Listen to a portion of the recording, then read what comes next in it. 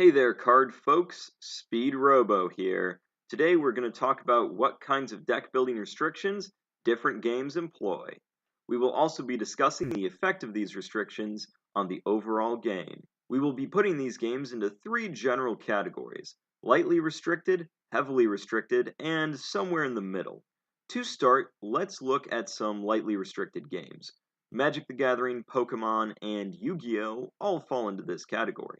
Other than requiring a minimum number of cards in a deck and limiting the number of copies of each card, there are no other restrictions to deck building. This means that any card can be used in any deck. This kind of freedom is great for people who like complex deck building puzzles and enjoy high levels of experimentation and discovery.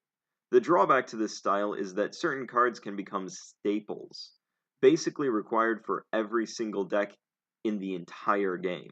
Since these staple cards are needed for almost all decks, they can become very expensive, prohibitively so for casual players. Since any card at any time could become useful for any deck, mid-level players can get burnt out trying to keep up with the game and have every possible tool at their disposal.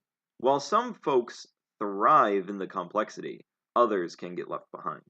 Moving on to heavily restricted games, Cardfight Vanguard is the perfect example of this type. Cardfight requires a rigid and exact number of cards in the deck, as well as restricting each deck to only be able to use cards of the same clan. This means that unlike in Magic, where you can mix and match all of the colors, Cardfight does not allow for that at all. This is all on top of Cardfight Vanguard requiring exactly 16 trigger cards in the deck. With the 50 cards in the deck, and the 16 triggers in the deck, and no color splash potential, deck building in Cardfight is severely restricted. This can lead to uninteresting and unengaging deck building. Sometimes it feels like there is little to no room for experimentation. This isn't necessarily a bad thing, depending on personal preference.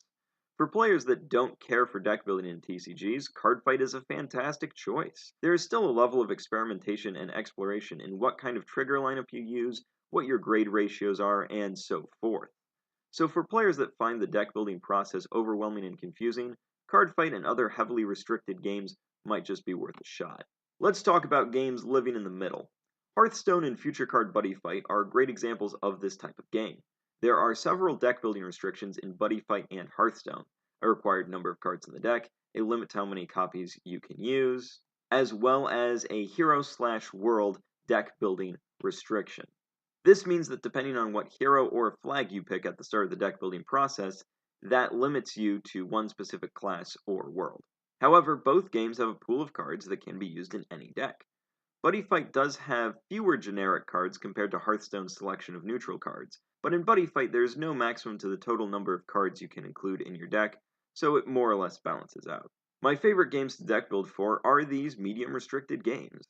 There is a wide selection of cards and combinations, and there is lots of flexibility in how I can construct the deck.